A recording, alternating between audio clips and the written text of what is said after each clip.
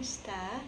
And gagawin natin ngayon, magluluto tayo ng pork binagoongan. So, let's go! So, hi guys! This is our ingredients. So, kamatis, sibuyas, bawang. Yan, bagoong, merong batok ng baboy. And then, single mamaya talong.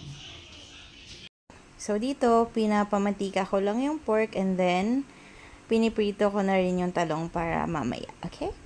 And then, after magmantika, una ko nang ginisa muna yung kamatis para mas masarap. Next naman, ang sibuyas.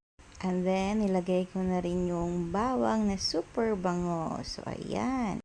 Dito naman, nilagay ko na ang bagoong. So, dito naman guys, after ng bagoong, lalagyan ko lang siya ng konting suka, pampawala ng lansa. And then, dito, tubig naman para lumambot ang pork. Ito naman, nilagyan ko siya ng betchin, tansya lang. Naglagay din tayo ng pamintang durog. At saka, asin rin, syempre, pampasarap. So, ayan na, kaka-cellphone ko, medyo nasunog, but that's okay. Try natin siya. Masarap. Tignan ko lang. So, yung muna, rice, and then, pinrito ko pala ng saglit yung, talong.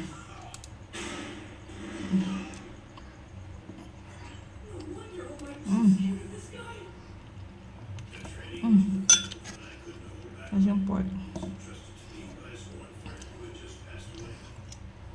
Medyo dinamihan ko ng tubig para lumambot kanina yung pork. Tapos yun.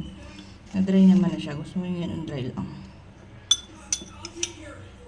Ito, may talong, pork, and rice.